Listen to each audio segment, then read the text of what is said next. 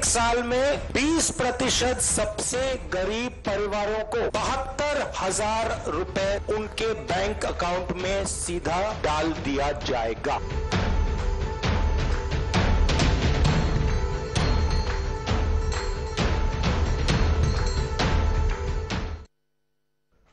नमस्कार, मी आशिष जाधव। लक्षवेधी चर्चेत तुमचं स्वागत आहे।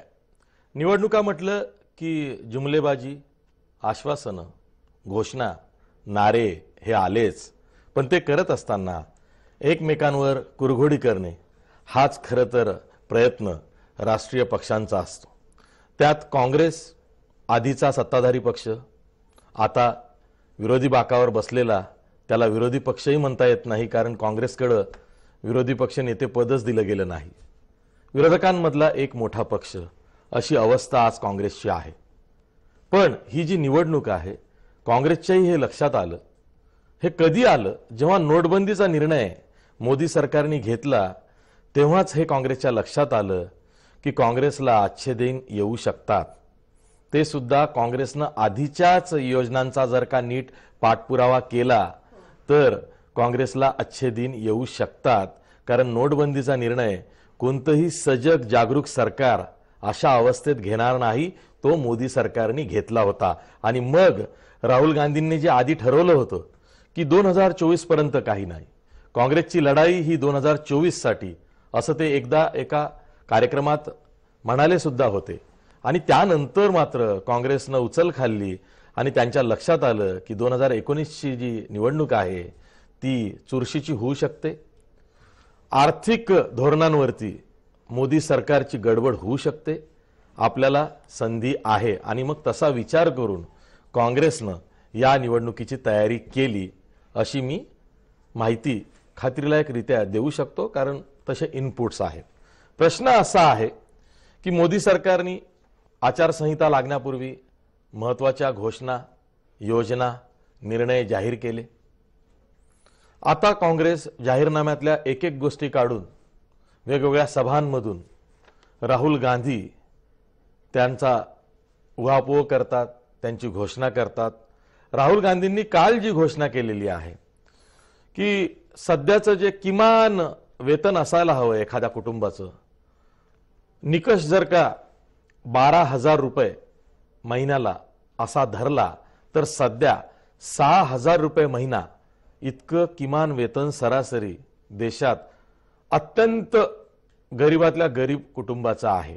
आणि मग जर का जो निकष आपण धरलाय, त्या काँग्रेसने धरलाय, तो 12,000 रुपये प्रति महिना, त्यावरती जर का एखाद्या कुटुंबाला ज्याचं 6,000 इतकं मासिक उत्पन्न आहे त्याला आणायचं असेल तर त्याला त्यात आणखी 6,000 रुपये जोडून दिले तर तो त्या किमान वेतन पातळीपर्यंत येऊ शकतो। आणि मग त्यांनी न्याय योजना नावाची ही योजना काल जाहीर केली। यामध्ये वर्षाकाठी एखाद्या अत्यंत गरीब कुटुंबाला 72,000 रुपये देण्याची हमी ही काँग्रेसनं दिलेली आहे। निवडणुकीतलं त्यांचं हे वचन आहे, जे जाहीरनाम्यात अगदी शीर्षस्थानी असणार आहे। राहुल गांधी असंही म्हणाले की 5 कोटी कुटुंब म्हणजे 25 कोटी लोकांना या योजनेचा लाभ मिळणार आहे। थेट त्यांच्या बँक अकाउंटमध्ये पैसे हे जोडले जाणार आहेत। आणि मग ही घोषणा झाल्यानंतर विरोधी बाकावरनं नाही तर विरोधी म्हणजे मोदी सरकारमधून केंद्रीय अर्थमंत्री अरुण जेटली असं म्हणाले की अशा तर योजना सध्या सुरूच आहेत। या योजनेचा जेवढा क्वांटम आहे किंवा जेवढा व्हॉल्यूम आहे, जेवढ्या रकमेची ही योजना आहे, त्यापेक्षा 1.5 पट जास्त रकमाच्या योजना आम्ही ह्या गरिबांना देतोच आहोत। यात नवीन ते काय? उलट काँग्रेसची ही योजना जनतेची फसवणूक करणारी योजना आहे। हा एक प्रकारचा जुमला आहे। आता हा काँग्रेसचा जुमला आहे की काँग्रेसचा हा गेम चेंजर आहे, हे आता येत्या निवडणुकीत आपल्याला कळणार आहे। आपण त्यावरच आज चर्चा करणार आहोत।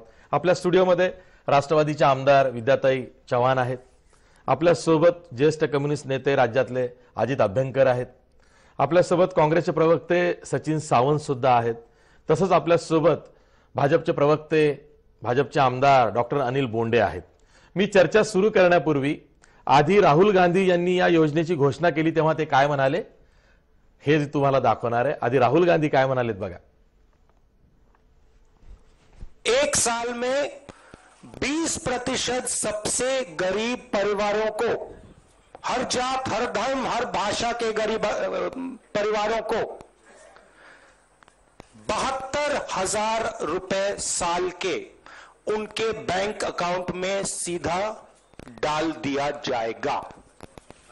अगर नरेंद्र मोदी जी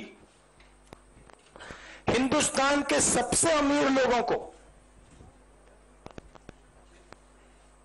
पैसा दे सकते हैं तो कांग्रेस पार्टी देश के सबसे गरीब लोगों को पैसा दे सकती है।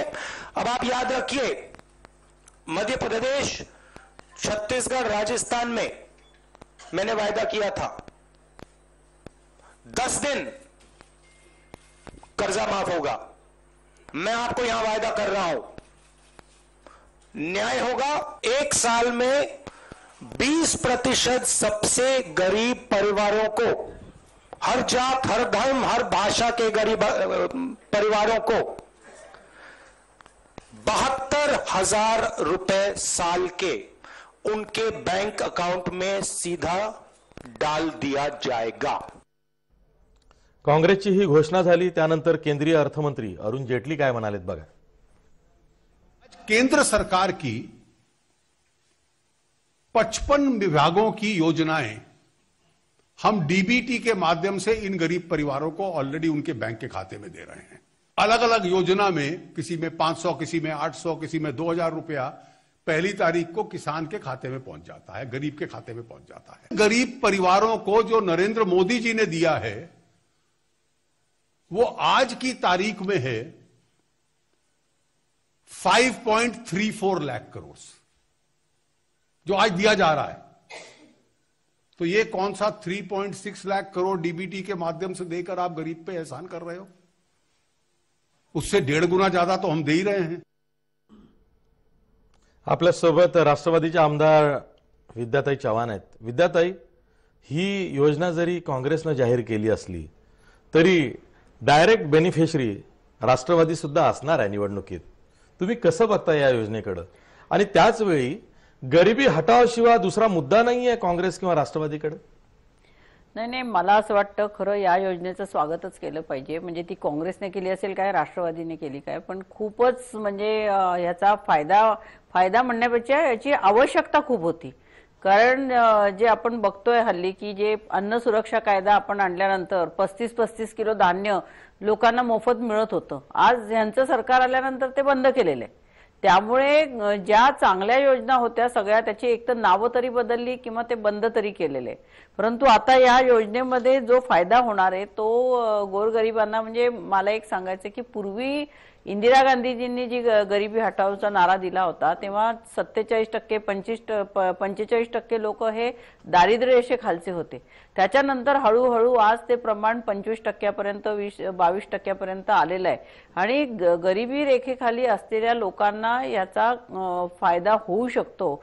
आणि मला असं वाटतं ही निश्चितच म्हणजे फक्त निवडणुकांसाठी असं म्हणता येणार नाही, परंतु जे मोदी सरकारने केलेलं आहे की ज्या सगळ्या धनदानग्यांना यांनी फायदा दिलेला आहे, परंतु प्रत्यक्षात गरीबाला काहीही मिळालेलं नाहीये। कारण 2013-14 जर बघितलं तर योजनांचा आणि घोषणांचा पाऊस पडला होता अक्षरशः, पण त्याच्यातनं मिळालं काय तर काहीच मिळालेलं नाही। रोजगार मिळाला नाही, काहीही मिळालेलं नाहीये। पण 30,000 कोटी अनिल अंबानींना मात्र राफेलच्या याच्यामध्ये मिळालेले दिसतायत।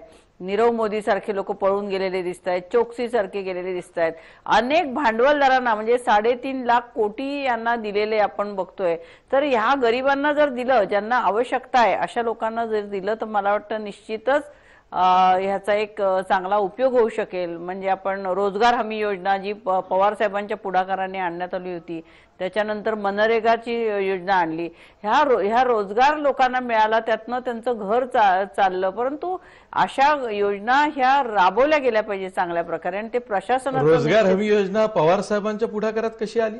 निश्चितच रोजगार हमी योजना तुम्ही बघा ते काढून सगळं 20 पाग्यांची ना 1972ची 20 पाग्यांची आहे, परंतु त्यांनी अंमलबजावणी पवार साहेबांच्याच कार्यकाळात झाली। आरक्षणाच्या 33% महिलांचं आरक्षण असेल तेव्हा सुद्धा पवार साहेबांच्या पुढाकाराने झाली। त्यामुळे ती योजना जी आहे ती राबवण्याचं काम, प्रत्यक्षात कृतीत आणण्याचं काम हे पवार साहेबांनी केलं, हे कोणी नाकारू शकत नाही. ठीक आहे, पण ठीक आहे. त्याच्याही आपण पेक्षा आपण महत्त्वाचं श्रेयवादाच्या म्हणजे- नंतर चर्चा करणार आहोत. श्रेयवाद नाही, पण आधी नेहमी आपण जे- योजनेविषयी चर्चा करूया.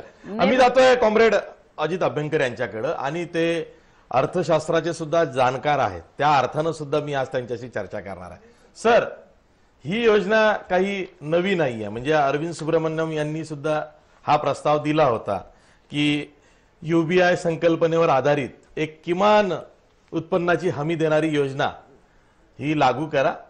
असा एक गरिबांमधला एक असा टप्का आहे की ज्याला या योजनेची गरज आहे. आता काँग्रेस जी योजना सांगताय ती योजना जाहीर करणं वेगळं आणि त्याची अंमलबजावणी करणं वेगळं, की केवळ हा चुनावी जुमला आहे?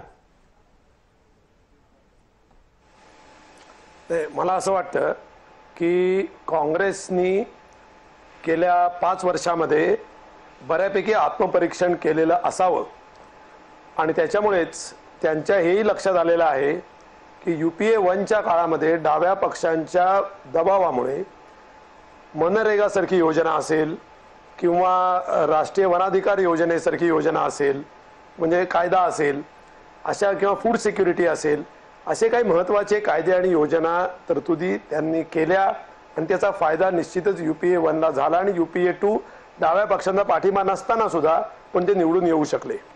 ही चांगली गोष्ट झाली.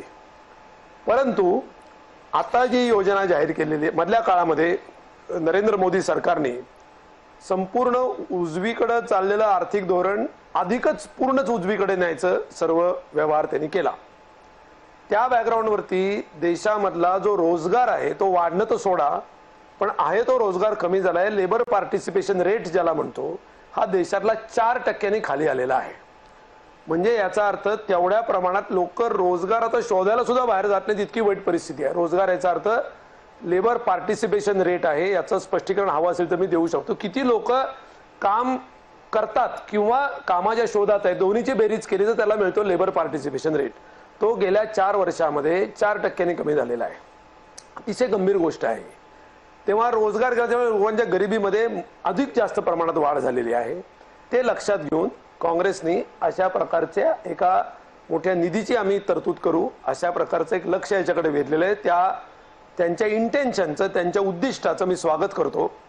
परंतु आणि अजून एका गोष्टीसाठी स्वागत करतो की ही निवडणूक जी आहे ती भाजप आणि संघ परिवारांनी त्यांच्या पद्धतीप्रमाणे भावना भडकावून किंवा कुठेतरी इतिहासातलं किंवा कोणीतरी हे बोलला याच्या भावना दुखावल्या, त्याच्या भावना दुखावल्या, हा त्यांचा जो नेहमीचा जो प्रकार असतो त्या प्रकारावरती लढवण्याचा त्यांचा घाट आहे. त्याला सोडून आर्थिक मुद्द्यावरती, वर्गीय मुद्द्यावरती निवडणूक लढवली जाईल अशा प्रकारचा एक चांगला सकारात्मक मुद्दा राहुल गांधींनी मांडलेला आहे. त्याही कारणांसाठी त्याचं स्वागत आहे. पण एवढं सगळं म्हणल्यानंतर पुढे मात्र मला जे म्हणायचं आहे ते थोडंसं क्रिटिकल आहे. ते असं की 3,60,000 कोटी रुपयाची वार्षिक तरतूद करावी लागेल. ती आपल्याकडे आहे असं राहुल गांधी म्हणाले, त्याचं तर फारच स्वागत आहे. परंतु ते करत असताना आता अरुण जेटलींनी त्याच्यावरती जो काही एक असा स्क्वेअर कट मारण्याचा प्रयत्न केला तर तो काय होता ते सांगतायत की एकंदर देशात किती सबसिड्या इतर दिल्या जातात त्याचा एक आकडा त्यांनी फेकला. अहो, राहुल गांधी असं म्हणतायत, असं त्यांच्या पहिल्या इंटेन्शनवरून दिसतं की ओव्हर अँड अबाउट दॅट ते 3,60,000 कोटी रुपयाची तरतूद करू इच्छितात. तर तुम्ही जे काय आता देताय किंवा देत नाही हा जो काय तुमचा दावा आहे ते ऍक्च्युअली 2,69,000 कोटी रुपयाच्या फूड सबसिडी, फर्टिलायझर सबसिडी आणि रॉकेल वगैरे याच्यावरची सबसिडी, गॅसवरची असलेली नसलेली जी काय सबसिडी आहे ती 2,69,000 कोटी रुपयाची आहे. आणि आता Rahul Gandhi over and about that 3,60,000 कोटी रुपयाच्या सबसिडी बद्दल बोलतायत.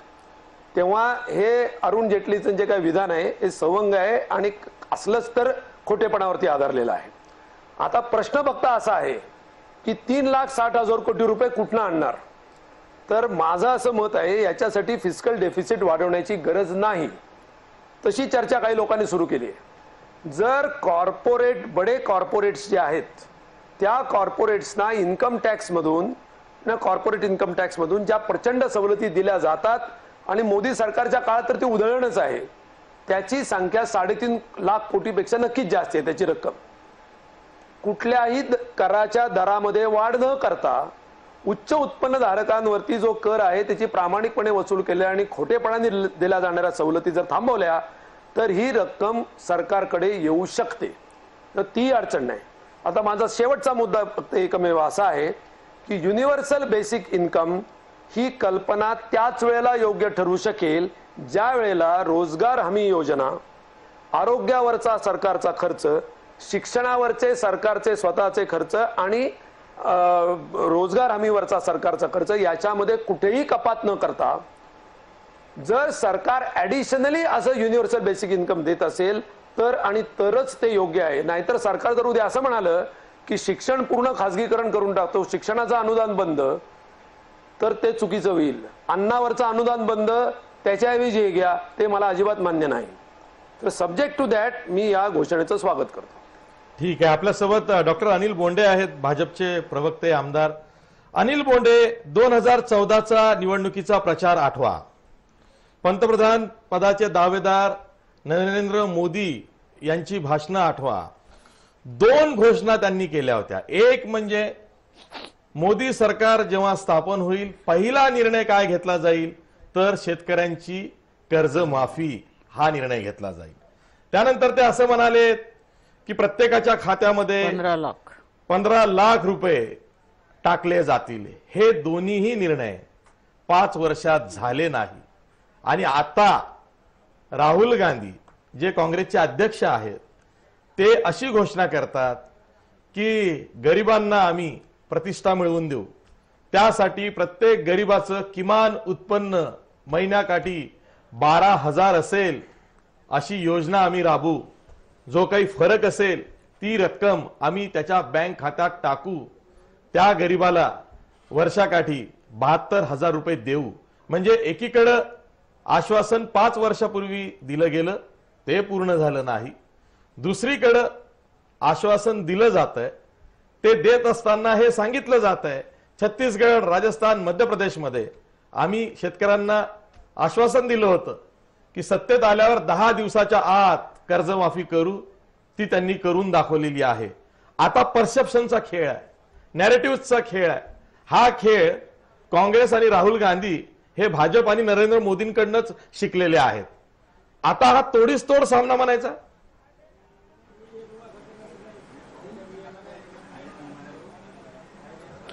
आशिष, जय महाराष्ट्र हे निरपेक्ष चॅनल आहे आणि जेव्हा राहुल गांधी म्हणतात की 10 दिवसाच्या आत कर्जमाफी मध्य प्रदेशामध्ये, राजस्थानमध्ये आणि छत्तीसगडमध्ये आणि त्याचबरोबर राजस्थानमध्ये बेरोजगारांना 3500 रुपये महिना सुरू करू.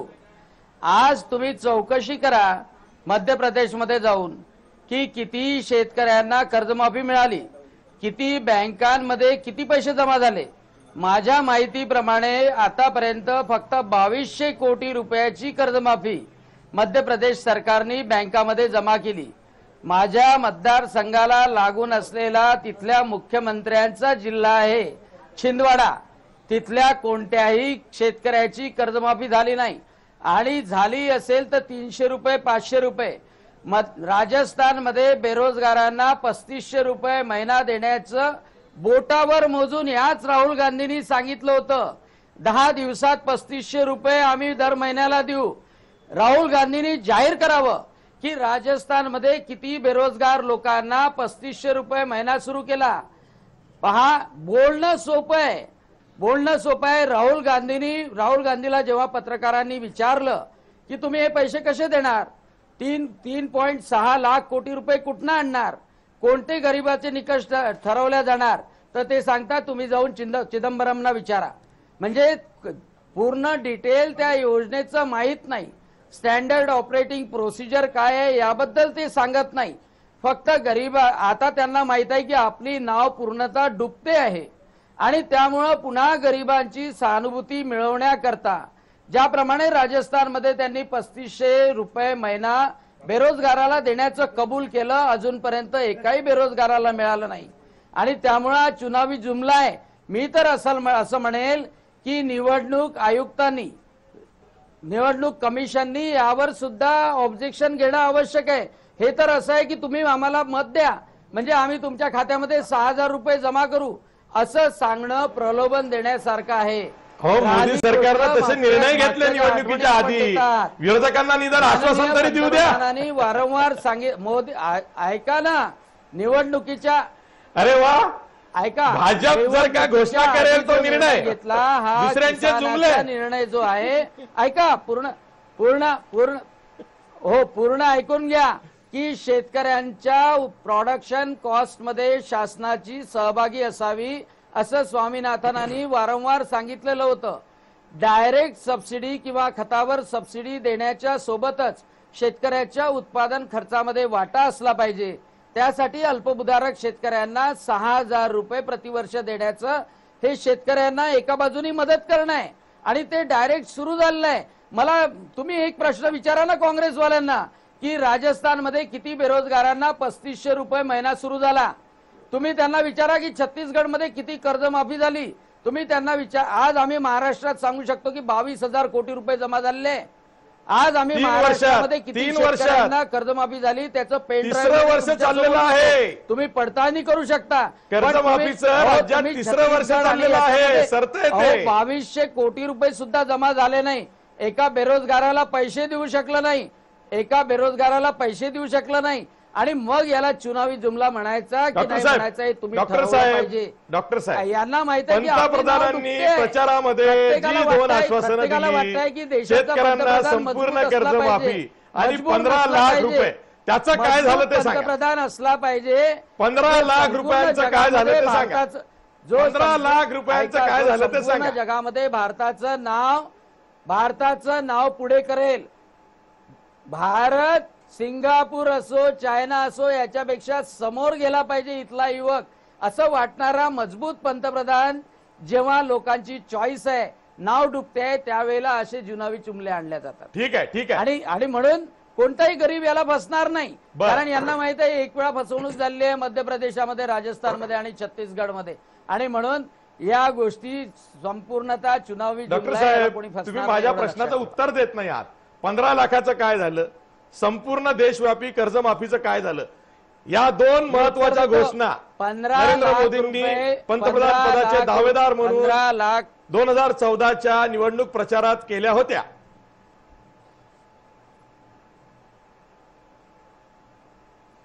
पूर्ण प्रचार काढून पहा. 15 लाख रुपये खात्यामध्ये जमा होतील असं कुठेही पंतप्रधानांनी म्हटलेलं नाही. त्यांनी हे सांगितलं होतं की काळा पैसा जर आणला गेला तर प्रत्येकाच्या दिल्यासारखं होईल. जर झालं नसल्यामुळे आणि त्यामुळं असं कोट करू नये. असं आता मला सांगा ना, राजस्थानमध्ये त्यांनी सांगितलं 3500 रुपये देतो. किती? ठीक आहे ना, तो आपण सुद्धा सचिन सावंत यांना ते आल्यावरती विचारणार आहोत. मी अजित अभ्यंकरांकडे जातोय. अजित अभ्यंकर, लोकांना मिळाले म्हणून भाजपला आपल्या घोषणांचा विसर पडलेला आहे. पंतप्रधान जेव्हा दावेदार होते, पंतप्रधान पदाचे उमेदवार होते, तेव्हा त्यांनी त्या घोषणा केल्या, त्याचा विसर पडतोय. पण काँग्रेसनं मध्य प्रदेश छत्तीसगडमध्ये काय केलं हे ते सांगतायत, पण राज्यातल्या कर्जमाफीचं ते सांगत नाहीत. 3ऱ्या वर्षात कर्जमाफी केली आहे. नाही ते तर झालंच. आता ते जे बोलले ना त्याच्याच आधारे प्रश्न विचारतो मी की 15 लाख रुपये प्रत्यक्ष देणार असं आम्ही म्हणालो नव्हतो. तर 15 लाख रुपये प्रत्येकाच्या अकाउंटमध्ये जमा होतील इतका काळा पैसा बाहेर आहे तो आम्ही आणू असं म्हणाले होतो. तर बोंडे साहेब फक्त एक करा, किती काळा पैसा देशाबाहेरचा तुम्ही अशा प्रकारे खणून काढलात याचा एक छोटासा आकडा सांगा ना. पण त्याचा भागाकार करून बघू प्रत्येक अकाउंटमध्ये किती येतो तो.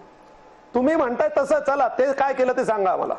नोटाबंदीचा तुम्ही हा काय मोठा डोंगर अख्खा खणून काढला, त्याच्यातनं कोणाचा काय फायदा झाला त्याची चर्चा वेगळी करू आपण. परंतु त्याच्यामध्ये तुम्ही सांगितलं होतं की काळ्या पैशावर कारवाई करू. किती लोकांवर कारवाई केली हो?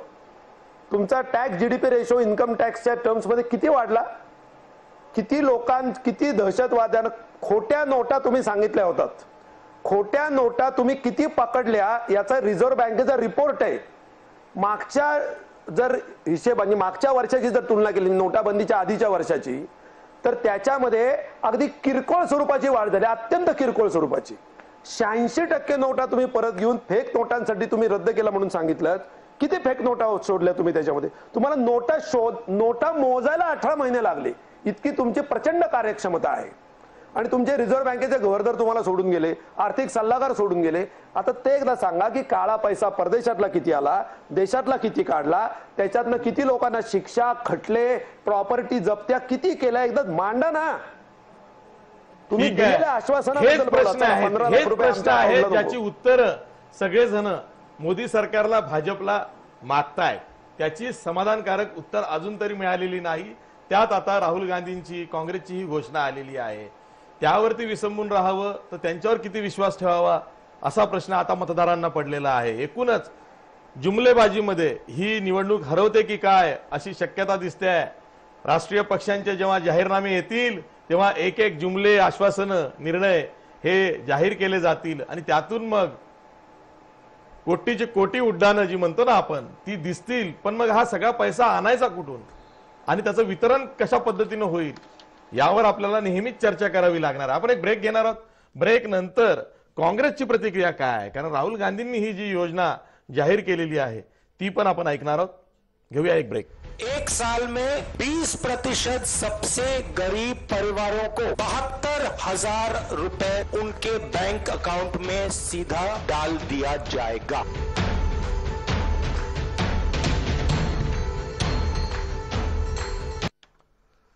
ब्रेक नंतर पुन्हा तुमचं स्वागत. मी पुन्हा जातोय भाजपचे प्रवक्ते आमदार डॉक्टर अनिल बोंडे यांच्याकडे. अनिल बोंडे, ही योजना जाहीर झाली, राहुल गांधींनी घोषणा केली, त्यानंतर केंद्रीय अर्थमंत्री अरुण जेटलींनी पत्रकार परिषद घेतली. ते काय म्हणाले की जवळपास 5,64,000 कोटी रुपयांच्या गरिबांसाठी योजना आम्ही राबवतो आहोत. मग कशाला हवी ही 3,60,000 कोटी रुपयांची नवी योजना? हिच्यापेक्षा तर आम्ही सध्याच राबवतो आहोत. आणि आता कॉम्रेड अजित अभ्यंकर म्हणालेत की हे कसं आहे ना की आधी काय करतोय ते कमी पडतंय म्हणून अधिक हवंय, ही अधिकची आहे. म्हणजे तुमचे जे 5,64,000 कोटी आहेत त्याच्यावर 3,60,000 कोटींची ही योजना आहे. बघा काय होतं ना, नॅरेटिव्ह सेट करता करता भूलभुलैया तयार झालेला आहे मोदी सरकारच्या भोवती. आणि आता समोरच्यानी काही नवं दिलं गेलं की आम्ही तर हे आधीच दिलेलं आहे. अहो, लोकांपर्यंत जात नाही म्हणून तर नव्याचं आकर्षण आता मतदारांना दिसतंय.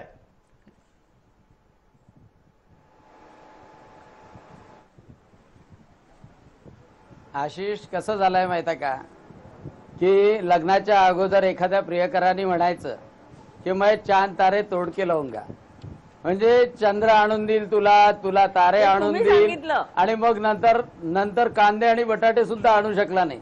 आता लोक तर विचारायला लागले विद्याताई की राहुल गांधींनी आलू से सोना बनाने की फॅक्टरी निकाली क्या? म्हणजे हे पैसे देण्यासाठी राहुल गांधीचा व्हिडिओ येतोच आहे की आलू पासून सोना निकलेगा करके. आणि खरं म्हणजे कसं आहे की जे शक्य आहे ते बोलणं योग्य आहे. जे शक्य नाही, जे राजस्थानमध्ये त्यांना करून दाखवता आलं नाही. खरं जर पाहिलं तर आता अजित अभ्यंकरांनी जे म्हटलं होतं, ज्या टॅक्सेशन मध्ये जे लोक टॅक्सेशन मध्ये येत नव्हते ते लोक टॅक्सेशनच्या परिघामध्ये मोदी सरकारमध्ये आलेले आहे. जीएसटीचं कलेक्शन हे चांगल्या तऱ्हेने होत आहे आणि त्यामुळं ज्या इन्फ्रास्ट्रक्चरच्या डेव्हलपमेंटच्या ज्या योजना आहे संपूर्ण भारतामध्ये, त्या इन्फ्रास्ट्रक्चरच्या डेव्हलपमेंटच्या योजना मोठ्या प्रमाणात होतात आहे. मोठ्या प्रमाणात वाढलेलं आहे. 3 महिन्यांमध्ये फक्त आपण 1 लाख कोटीचं टार्गेट अचीव्ह करू शकलो. 3च महिने. अहो तुम्ही अगोदरचं जर पाहिलं तर यावेळेला एवढा मान्सून कमी असताना सुद्धा, एवढ्या ड्रॉट सिच्युएशन मध्ये असताना सुद्धा, जेव्हा आपलं टॅक्स कलेक्शन अतिशय कमी राहिलं असतं त्या कम्पॅरेटिव्हली आपण टार्गेट अचीव्ह केलेलं आहे. आणि as compared to the previous collection जर आपण पाहिलं टॅक्सेसचं कलेक्शन, त्यापेक्षा डायरेक्ट आणि इनडायरेक्ट टॅक्सेस मध्ये आपल्याला वाढ झालेली आहे. आता अजित अभ्यंकरांचे काळा चष्मा लावलेले रिपोर्ट जर सांगत असतील तर मग त्यामध्ये काही अर्थच नाहीये. परंतु संपूर्णतः इन्फ्रास्ट्रक्चर डेव्हलपमेंट करण्याकरता जो फंड पाहिजे, गरिबांकरता आयुष्यमान योजना असो, उज्ज्वला योजना असो, गरिबाच्या झोपडीपर्यंत लाईट पोहोचवण्याची योजना असो, या प्रत्येक गोष्टीची सबसिडी ही डायरेक्टली त्या गरिबापर्यंत पोहोचवण्याचं काम केलेलं आहे. आता एवढ्या 60-70 वर्षामध्ये एका माणसाला घरकुल ते देऊ शकले नाही ओबीसीच्या. आज प्रत्येक नगरपालिकेच्या क्षेत्रामध्ये हजार लोकांचे घरं बांधणं सुरू आहे. डायरेक्टली त्यांना घरं बांधायला मिळतात आहे. या गरिबांना हा डायरेक्ट 2.5 लाखाचा 1.5 लाखाचा बेनिफिट झाला. हा काँग्रेसने कधी करून दाखवला होता का हो? हे पहिल्यांदा विचारायला इंदिरा आवास योजना काय हवेत होती का? जेव्हा बेनिफिट इंदिरा आवास योजना कुठं होती? म्हणून अरुण जेटलींनी सांगितलं माझ्या एरियामध्ये 13,500 लोकांना घरं मिळाली आमच्या सरकारने काय हाल दिली. झाले, इंदिरा आवास योजनेचे काय हाल झाले हे माहित आहे. ठीक आहे. आपल्यासोबत सचिन सावंत आहेत, काँग्रेसचे प्रवक्ते आहेत. रमाई बराच वेळ झाला त्यांच्याकडे गेलेलो नाही. ठेवलेल्या निधीमधून सचिन सावंत, जे ओबीसी राहुल गांधींनी जी काल न्याय योजना कधी घर जाहीर केलेली आहे पंतप्रधानांच्या की प्रत्येक गरीबाला आम्ही वर्षाकाठी, जो अत्यंत गरीब आहेत 20% गरीब म्हणजे 25 कोटी लोक आहेत, त्यांना आम्ही वर्षाला किमान 72,000 रुपये इतकी हमी देत आहोत, अशी योजना त्यांनी जाहीर केली. ही योजना म्हणजे पुन्हा काँग्रेसचं गरिबी हटाव असा नारा निवडणुकीसाठी दिलेला आहे. सचिन सावंतांना गरिबी हटावच्या नाऱ्याशिवाय काँग्रेसला निवडणूक जिंकता येणार नाही का? पैसे दिले पहिल्यांदा सांगा म्हणा. पहिली गोष्ट अशी की राहुल गांधीजींनी योजना जाहीर केल्यानंतर किती बिथरलेत भारतीय जनता पार्टीचे लोक हे त्यांचं दिसते. त्यांच्या पायाखाची जमीन आणि त्याची संपूर्णपणे हल्लेली दिसते. आणि म्हणूनच अशा तऱ्हेचं आता त्याला किती बोलतायत अनिल बोंडेजी, परंतु त्यांचं समर्थन त्यांना करता येत नाहीये की राहुल मोदीजींनी गरिबांसाठी या 5 वर्षाच्या कालावधीमध्ये काहीही समाधानकारक केलेलं नाही. एकंदरच विषमता जी वाढली जे या अगोदर 5 वर्षाच्या अगोदर अनिल बोंडे तुमच्या मध्ये ते बोलले बोंडेजी माझ्या प्रश्नाचं उत्तर पण दिलं पाहिजे ना. ऐका ना अनिल बोंडे, अनिल बोंडे प्लीज ऐका ना, चर्चा स्पॉइल करू नका, त्यांना बोलू द्या. अनिल बोंडेंचं नाव आता ते तुमचं 4.5 वर्ष निमूटपणे ऐकलं ना विरोधी बाकावरनं, निमूटपणे ऐकत आले ना ते तुमचं. आता आचारसंहिता लागली आहे, विरोधकांनाही बोलू द्या. हा असं आहे की अनिल बोंडेंच्या नावाला साधारण असलेली बोंडअळी पडली, त्याचेही पैसे मिळाले नाहीत शेतकऱ्यांना. त्यामुळे ह्या विषय बोंडेजींच्या पलीकडे आहे समजण्याच्या. तिथे एक लक्षात घ्या की या देशामध्ये जी काही ऐतिहासिक क्रांतिकारी पावलं उचलली गेली आणि देशाची जी प्रगती झाली त्याला मूलभूत जर कारण असेल तर काँग्रेसचा विचार, काँग्रेसची धोरणं आणि काँग्रेसला सामान्य माणसाला काय हवं आहे याची समज. आणि एकंदरच तुम्ही पाहिलं असाल की ज्या वेळेला कम्प्युटरायझेशनचं युग आणण्याचा प्रयत्न झाला राजीव गांधींनी, त्यावेळेला विरोध करणारे कोण होते? यांचे अटल बिहारी वाजपेयी, प्रमोद महाजन ही सगळी मंडळी विरोधच करत होती की संगणक आल्यानंतर हाताचं काम निघून जाईल. त्यामुळे या पद्धतीनं आरडाओरडा त्यांनी केला. अन्न सुरक्षा कायदा आणला तर एवढा पैसा कुठला येणार? मनरेगा आणला तर कशा तऱ्हेनं त्या ठिकाणी खिल्ली उडवली गेली मोदींकडनं, तिथं पार्लमेंटमध्ये सगळ्यांनी पाहिलेली आहे. आणि त्याचबरोबर शिक्षणाचा अधिकार जेव्हा देण्याचा प्रयत्न झाला त्याही वेळेला अशाच तऱ्हेचा विरोध करण्यात आला आणि माहितीच्या अधिकाराचा देखील यांनी विरोध केलेला आहे. त्यामुळे या सर्व ज्या काही आर्थिक उदारीकरणाचं चक्र आलं तेव्हाही विरोध केला. बँकाचं राष्ट्रीयकरण करण्याचा प्रयत्न झाला त्याही वेळेला विरोध केला गेला. त्यामुळे प्रत्येक जी ऐतिहासिक प्रगतीची पावलं काँग्रेसच्या विचारातनं आली त्याला विरोध करण्याचं काम त्यांनी केलं. जीएसटीला देखील विरोध केला. हा जीएसटीला 8 वर्ष नरेंद्र मोदींनी विरोध केलेला आहे.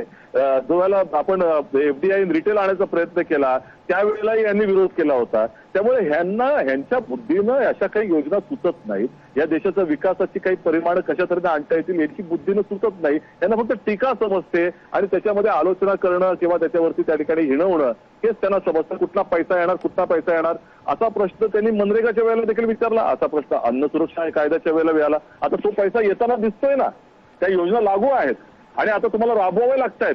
म्हणजे कुठल्या तोंडाने तुम्ही राबवताय? मग विषय असा आहे की या संदर्भामध्ये सामान्य माणसाची बद्दलची संवेदनशीलता असली पाहिजे. गरिबांच्या संदर्भातली आज जवळपास 20% लोक केवळ राहिलेले आहेत गरिबी रेखेखाली. त्यांना बाहेर कसं आणता येईल तर त्या दृष्टिकोनातून त्यांना जर आपण आर्थिक त्यांना आधार दिला तर कुपोषणाचा समस्या त्याच्याशी जुडलेली आहे. तुम्हाला आजही तुम्ही महाराष्ट्रातलं जर उदाहरण दिलं मेळघाटचं घ्या किंवा पालघरचं घ्या, गव्हर्नरांनी स्वतः समिती नेमल्या, 3 मंत्र्यांना बोलवून आणलं तरी ते कुपोषणाची समस्या त्यांच्याकडे मिटत नाहीये. त्यामुळे या संपूर्णपणे आम्ही जो हा निर्धार केलेला आहे की 72,000 रुपये प्रत्येक अकाउंटमध्ये टाकण्यानं ज्या वेळेला जवळपास 25 कोटी लोकांना त्याचा डायरेक्ट लाभ मिळणार आहे तसाच त्यावेळेला अन्न सुरक्षेच्या कायद्याच्या वेळेला 67% लोकांना लाभ मिळणार होता. त्यावेळेला याने तशाच तऱ्हेची भूमिका घेतली होती. हा आम्ही देऊन टाकू, म्हणजे यावेळेला आमचा निर्धार आहे की आम्ही हे करून दाखवू आणि काँग्रेस जे बोलतं ते करतं, यांच्यासारखी जुमलेबाजी करत नाही, हे लक्षात घेतलं पाहिजे. आणि ही जर संवेदनशीलता तुम्हाला पाहिजे असेल गरिबांच्या संदर्भामधली, की 10 लाख रुपयाचं सूट घालून येणार नाहीये गोंडेजी, ती त्या ठिकाणी 10 लाख रुपयाचं सूट घालून 3.5 लाख कोटी रुपयाचं कर्ज तुम्ही उद्योगपत्यांचा माफ करता, त्याच्यामधनं ती संवेदनशीलता दिसत नाहीये. तुम्ही आजच्या परिस्थितीमध्ये वेगवेगळ्या पद्धतीनं जे उच्चभ्रू लोकांची मदत करतात, तुमची जी धोरणं आहेत त्याच्या संदर्भामध्ये तुम्ही जी पावलं उचलताय, त्या संदर्भामध्ये तुम्हाला जी कणीव वाटते ती सामान्य माणसाबद्दल का दिसत नाही? तुम्ही याला विरोध का करताय? मला असं वाटतंय की जगातले सगळे आर्थिक तज्ज्ञ हे म्हणतात की हे शक्य आहे. आणि आजही अमेरिकेमध्ये अशा तऱ्हेची योजना आहे, इतर अनेक प्रगत राज्यांमध्ये अशी तऱ्हेची योजना आहे की जे बेकार असतील किंवा त्याच्या संदर्भामध्ये भत्ता दिला जातो, गरिबांना आधार दिला जातो, अमेरिकेमध्ये दिलं जातं. मग हिथं का देऊ शकत नाही आपण? ठीक आहे, त्यामुळे ही काही 56 इंचाची छाती हिथं का कमी होते गरिबांचे प्रश्न आल्यावरती? ठीक आहे. आपण एक ब्रेक घेणार आहोत. ब्रेक नंतर मी पुन्हा अनिल बोंडे यांच्याकडे जाणार आहे आणि त्यांचा प्रश्न घेऊन मी पुन्हा सचिन सावंत यांच्याकडे जाणार आहे. कारण तो बेरोजगारीच्या मुद्द्याचा जो प्रश्न आहे की काँग्रेसनं आश्वासन दिलं पण मध्य प्रदेशमध्ये ते बेरोजगारी भत्त्याचं आश्वासन पाळलं नाही, त्याविषयी मी सचिन सावंत यांना पुन्हा प्रश्न विचारणार आहे. भेटूया ब्रेक नंतर. एक साल में 20% सबसे गरीब परिवारों को 72,000 रुपए उनके बैंक अकाउंट में सीधा डाल दिया जाएगा.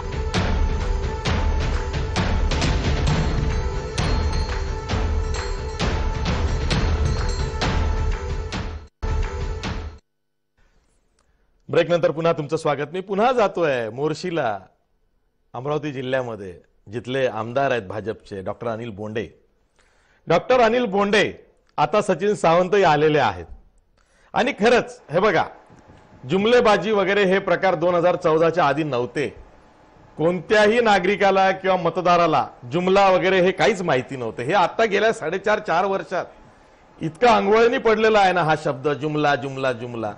पण मला असं वाटतं की गरिबी हटावचा नारा इंदिरा गांधींनी 71 मध्ये दिला आणि मग त्यांनी तो 20 कलमी कार्यक्रम राबवला. अनेक योजना आल्या. तुमच्या सरकारनं सुद्धा अंत्योदय योजना, त्याच्या आधी संजय गांधी निराधार योजना वगैरे होतीच. अशा योजना आलेल्या आहेत. त्यामुळं त्या नाहीत असं नाही. पण तुम्ही कोणत्या इंटेन्शननी एखादी योजना जाहीर करता, त्यामागे तुमचा प्लॅन काय आहे? तर राहुल गांधी काय म्हणाले की आम्ही एक निकष ठरवलेला आहे, 12,000 रुपये किमान वेतन हे मासिक असावं एखाद्या अत्यंत अत्यंत गरीब कुटुंबाचं. आणि ते जर का नसेल तर ती फरकाची रक्कम आम्ही देऊ. आणि मग एकदा का तो त्या 12,000च्या स्लॅबला पोहोचला तर तो आपोआपच त्या योजनेतून बाहेर पडेल, म्हणजे तो त्या गरिबीच्या रेषेच्या वर चालला जाईल. अशी जर का योजना विरोधकांनी जाहीर केली तर इतकं असं आकांत तांडव करायची काय गरज आहे? की म्हणजे मनरेगाला तुम्ही तशीच नावं ठेवलीत, नंतर तुम्ही मनरेगाला सर्वात जास्त बजेटरी अलॉटमेंट दिलं, नंतर तुम्ही ते मान्य केलं की मनरेगा चांगली आहे. पण पहिले स्वतः पंतप्रधान नरेंद्र मोदी, अरुण जेटली यांची विधानं ऐका. मनरेगाला किती नावं ठेवली गेली होती. तसंच याही योजनेचं होऊ शकतं ना.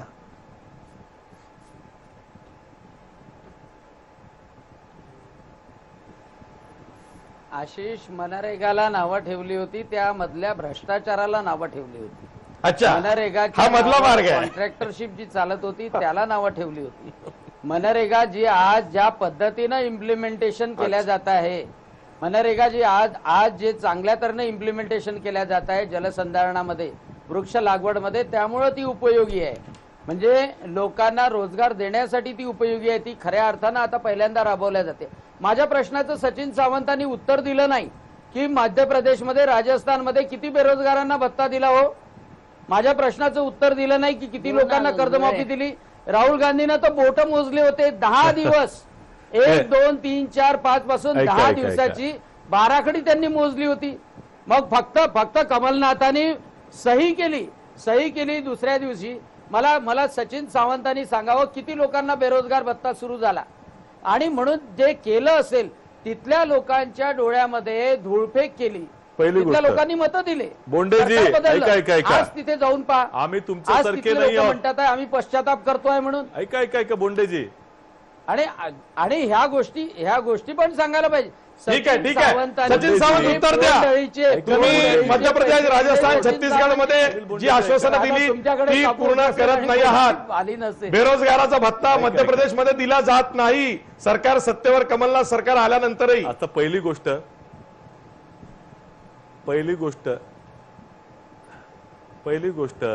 एक लक्षात घेतलं पाहिजे की आम्ही अशी आश्वासनं देत नाही की जे आम्ही पूर्ण करू शकत नाही. पहिली गोष्ट आम्ही असं म्हणत नाही की पहिल्या कॅबिनेटमध्ये येऊन धनगरांच्या आरक्षणासंदर्भामध्ये पहिल्या कॅबिनेटमध्ये निर्णय घेऊ आणि शेवटची कॅबिनेट देखील झाली तरी देखील तो निर्णय होत नाही. हे तोपर्यंत तशा तऱ्हेचं आम्ही नाही 4-5 वर्षांत तुम्हाला मूर्ख लोकांना बनवायचं काम हे जी जुमलेबाईचं काम भाजप करते. राहता राहिला या संदर्भामध्ये 1, 2, 3, 4, 5, 6, 7, 8, 9, 10 मोजा हे आम्ही सांगितलं होतं कर्जमाफीच्या संदर्भामध्ये आणि केवळ 2 तासामध्ये आम्ही तो निर्णय घेतला आणि तो लागू देखील केला. 2 वर्षामध्ये अजूनही अर्ध्या लोकांपर्यंत तुमची कर्जमाफी पोहोचली नाही. लक्षात घ्या बोंडेजी, तुम्हाला बोलायचा नैतिक अधिकारच नाही. आणि दुसरी गोष्ट एम्प्लॉयमेंट फंडच्या संदर्भामध्ये कॅबिनेटमध्ये निर्णय झाला त्याच्यामध्ये कॅबिनेटमध्ये निर्णय झालेला आहे मध्य प्रदेश ऐकून घ्या ना. आणि तो आचारसंहिता लागली विरोधकांचा ऐका की आता 10 दिवसामध्ये म्हणालो नव्हतो आम्ही. परंतु ऐका पण ऐका विषयाला बगल देतात ते विषयाला ऐका ना तुम्ही बगल देतात ऐका ना. आचारसंहितेच्या काळात तरी विरोधकांचा ऐका. बोंडेजी तुम्हाला बोलू द्या. असं आहे ऐका ना बोंडेजी ऐका ना. मी आता अर्ध्या तासानंतर आलो. तुम्ही बराच वेळ बोलला तरी देखील लोकांचा समज तुमच्या बरोबर नाही आहे. तुम्ही इतके घाबरताय आजकाल बोंडेजी. भाजपाचे नेते इतके घाबरतायत की स्वतःच्या सभांमध्ये काळे कपडे घालून देखील त्या ठिकाणी जनतेला येऊ देत नाहीत. म्हणतात लगेच त्या ठिकाणी काळे कपडे काढतील आणि आम्हाला निषेधाचे त्या ठिकाणी हे लावतील. तुम्ही माईक तरी लावून देता का? कारण गाणं वाजेल म्हणून क्या हुआ तेरा वादा वो कसम वो इरादा. अरे मुख्यमंत्र्यांना ऐकावं लागतंय. तुम्हाला बोलायचा अधिकार आहे का? तुम्ही गप्पच बसला. बरं महाराष्ट्राची जनता तुम्हाला संपूर्णपणे ओळखून आहे. त्यामुळे एक लक्षात घ्या की या संदर्भामध्ये कॅबिनेटनं निर्णय घेतला. तुमच्यासारखा नाहीये पहिल्या कॅबिनेटमध्ये धनगर आरक्षणाचा निर्णय घेऊ म्हटला आणि शेवटच्या कॅबिनेटमध्ये धनगर हा शब्दच वापरत नाहीये तुम्ही. ऐका ना ऐका. बोला बालाकोटला कुठे पोहोचले तुम्ही? मोदीजी चालवत होते का ते विमान? मला कळत नाही काय मला काही कळत नाही. बोंडेजी ऐका ना. ते बालाकोटचं स्ट्राईक बाजूला राहू द्या. तिथं मोदीजी काही स्वतः गेले नव्हते. त्यामुळे जवानांच्या शौर्याचा उपयोग तुमच्या राजकीय पोळ्या भाजण्यासाठी करू नका दुर्दैवानं. मग त्यांच्यामध्ये आम्हाला अतिरेकी शब्द आठवतो रावसाहेब दानवे जे म्हणाले त्याचा. तुम्ही लक्षात घ्या.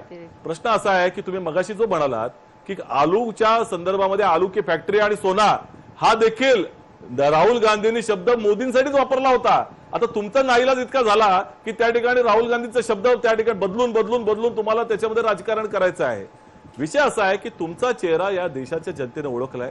मध्य प्रदेश, राजस्थान, छत्तीसगडमध्ये तुम्हाला हाकलवलं सत्तेवर. याचं कारण आहे की तुमची सगळी धोरणं सामान्य शेतकरी गरिबांच्या विरोधातली आहेत.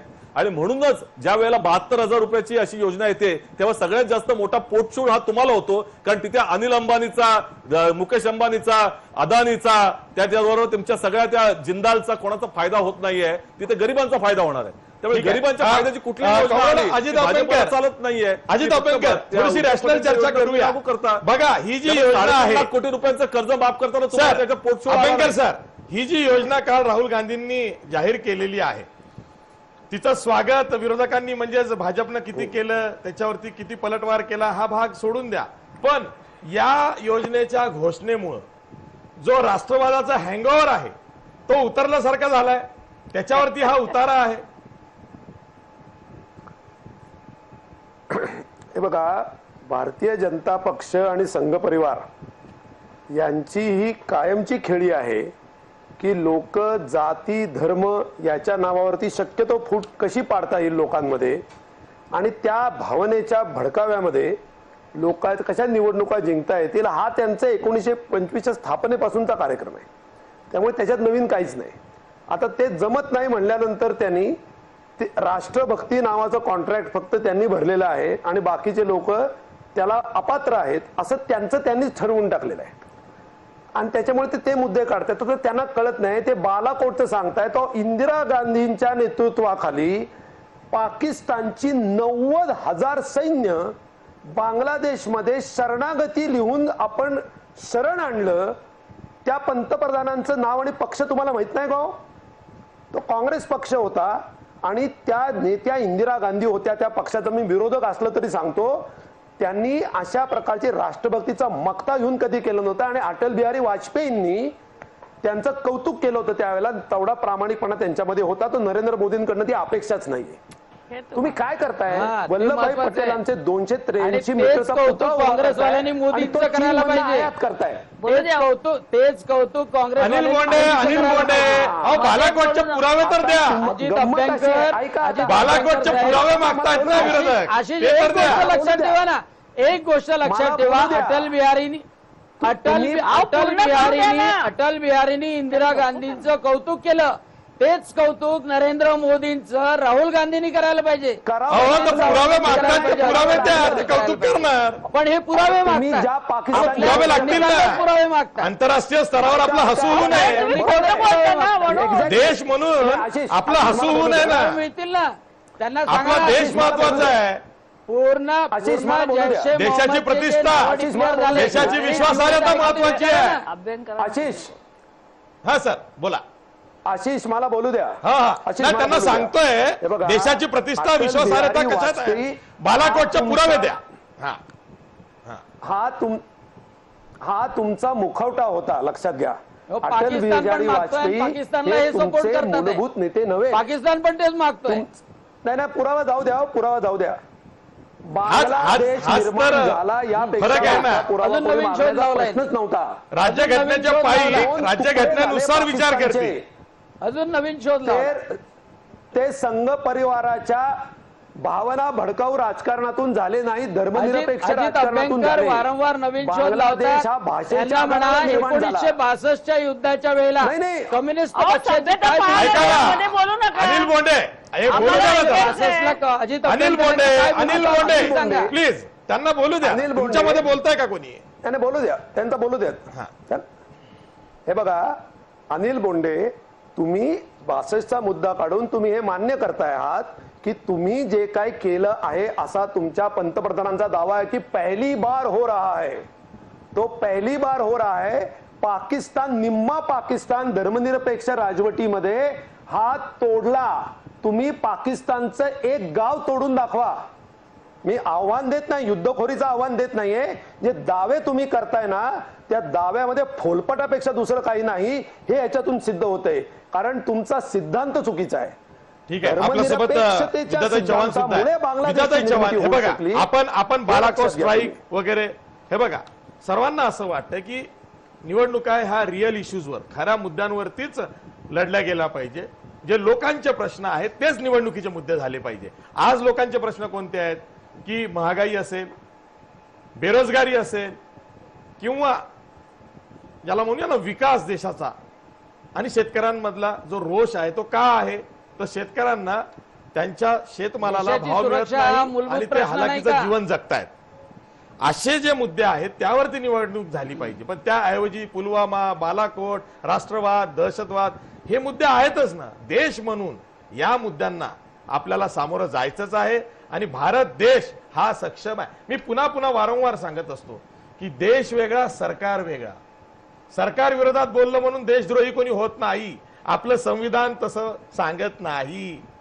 देशाविरोधात आपल्याला बोलायचं नाही. आणि देश म्हणजे सरकार नाही, आणि सरकार म्हणजे देश नाही. अनिल बोंडे ऐका नीट. हा आता बोला विद्याताई. नाही, मला हेच सांगायचंय की ह्यांनी ज्या घोषणा केल्या, आता हे म्हणतात आम्हाला बोलू नका, पण 13-14ला मोदींनी घोषणांचा पाऊस पडला होता. आता तुम्ही म्हणतात की पैसे कुठून येणार? अहो, जाहिरातींवरच किती खर्च केला, त्याचा काय लाभ झाला, कोणाला त्याच्यापेक्षा गरिबांना दिलं तर काय बिघडतंय? आज तुम्ही सांगितलं होतं की गॅसच्या किमती सुद्धा डबल झालेल्या आहेत. सबसिडी कोणाच्या खात्यात जमा होत नाही. मी रोज गरीब बायकांमध्ये फिरत असते, पण कोणीही सांगत नाही की आमच्या खात्यामध्ये सबसिडी बंद होते. इव्हन तुम्ही रॉकेल सुद्धा बंद करून टाकलंय. रेशनिंगचं धान्य बंद झालेलं आहे. काहीही तुम्ही गरिबांना दिले नाही.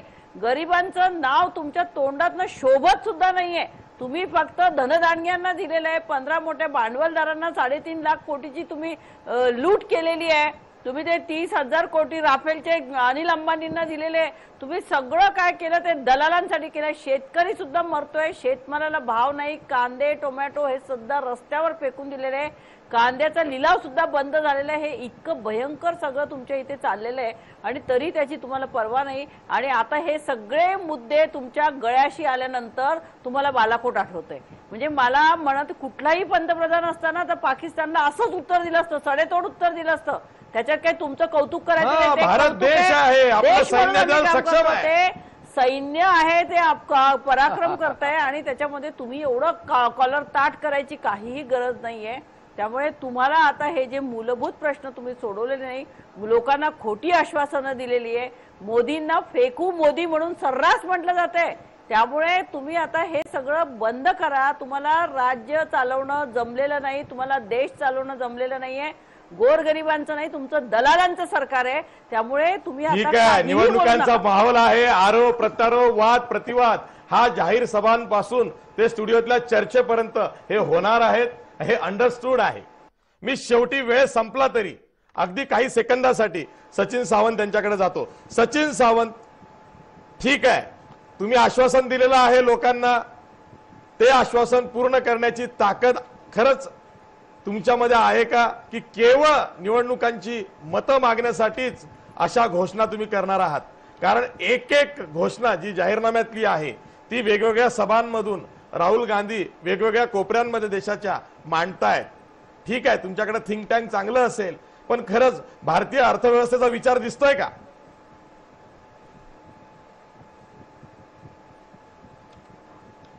पहिली गोष्ट, यांच्या 5 वर्षाच्या कालावधीमध्ये अर्थव्यवस्था पूर्णपणे कोलमडलेली आहे.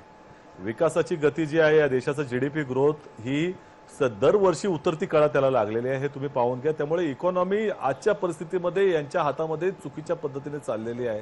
तुम्ही एक लक्षात घेतलं पाहिजे की ज्या पद्धतीने फिस्कल डेफिसिट या वेळेलाही वाढलं, जवळपास 7.5 लाख कोटीपर्यंत ते गेलेलं आहे. आता जीएसटीचा कुठला शोध यांनी लावला मला माहिती नाही, जीएसटीचं कलेक्शनही डाऊन आहे. त्यामुळे ही सगळी परिस्थिती यांच्या हाताबाहेरची आहे ना, सत्ता चालवता येत नाही, यांना अर्थकारण जमत नाही. एका वकिलाला जर जेव्हा तुम्ही अर्थमंत्री कराल तेव्हा अशीच परिस्थिती येणार आहे. आणि मोदीजी सगळं चालवलं असणार आहे. त्यामुळे रिझर्व्ह बँक आणि हे सगळे जे मंडळी आहेत, ही सगळी जे अर्थतज्ञ आहेत ते डोक्याला हात लावून त्या ठिकाणी बसले. 2-2 यांचे जे काही इकॉनॉमिक ऍडवायझर आहेत ते पळून गेलेले आहेत. त्यामुळे या संदर्भामध्ये तुम्ही एक लक्षात घ्या, काँग्रेस पक्षानं या अगोदर राईट बेस्ड इकॉनॉमी दिली, ज्याच्यामध्ये अधिकार दिलेले आहेत आणि ते देऊन त्याच्यामधला त्याचा खर्च किती राहील, त्याच्यामध्ये कशा तऱ्हेने तो इन्कम येईल, या सगळ्या बाबतीचा साध्यंत विचार करून ही योजना आणलेली आहे. या अगोदरही योजना अशाच आणल्या होत्या आणि म्हणूनच या संदर्भामध्ये निश्चितपणे सांगतो की 72,000 रुपयाची योजना जी आपण आणलेली आहे ती गेम चेंजर असणार आहे देशातल्या गरिबांसाठी. जवळपास 20% जनता जी उरलेली आहे गरिबी रेषेखाली ती बाहेर येणार आहे गरिबी रेषेच्या. आणि त्याचबरोबर 14 कोटी लोकांना आम्ही गरिबीच्या रेषेच्या बाहेर आमच्या 10 वर्षाच्या कालावधीमध्ये आणलेलं आहे. त्यामुळे या संदर्भामध्ये 20 कोटी राहिलेले 25 कोटी लोक ही निश्चितपणे त्याच्या गरिबीच्या बाहेर येईल आणि देशामधला आंतरराष्ट्रीय पातळीवर असं प्रेक्षक आहे म्हणून या दृष्टिकोनातून आपल्याला पाहिलं जाईल. लक्षात घ्या की गेलं बजेट जे होतं ते वोट ऑन अकाउंट होतं, तेव्हा ते इलेक्शन बजेट म्हणून सादर झालं. त्यामध्ये जे निर्णय झाले असतील, घोषणा झाल्या असतील, तिथं हा अर्थव्यवस्थेचा विचार झाला का? पैसा किती देऊ हे सांगितलं जातं, पैसा कसा येईल हे सांगितलं जात नाही. ते आता काँग्रेसच्या आश्वासनांमधूनही दिसतं आहे. पैसा कसा देऊ हे सांगितलं जातं, पण आश्वासनांची पूर्तता करण्यासाठी पैसा कुठून येईल हेही सांगितलं गेलं पाहिजे. मतदार राजा आपला इतका सजग झाला पाहिजे की राजकीय पक्षांना त्यांनी विचारलं पाहिजे की तुम्ही एवढी मोठी मोठी आश्वासनं जेव्हा आम्हाला देता तेव्हा ती पूर्ण करण्यासाठी तुमच्याकडे काय रोडमॅप आहे, काय मास्टर प्लॅन आहे, हे विचारण्याची ताकद ही मतदारांमध्ये निर्माण करावी लागेल. तरच देशामध्ये खऱ्या अर्थानं निवडणूक सुधारणा होतील. कारण नाही तर अव्वाच्या सव्वा आश्वासनं दिली जातात, त्यांची काही प्रमाणात पूर्तता होतेही, पण त्याला भुलून जाऊन एकतर्फी विचार जर का मतदारही करत असतील तर मतदारांना सुद्धा सर्वांचं ऐकून घेऊन स्वतःचं मत स्वतः बनवण्याची गरज आहे. तीच खऱ्या अर्थानं लोकशाही प्रगल्भ करण्याची प्रक्रिया आहे. मी सर्व मान्यवर पाहुण्यांचे आभार मानतो. इथेच थांबतो. पाहत राहा जय महाराष्ट्र. एक साल में 20% सबसे गरीब परिवारों को 72,000 रुपए उनके बैंक अकाउंट में सीधा डाल दिया जाएगा.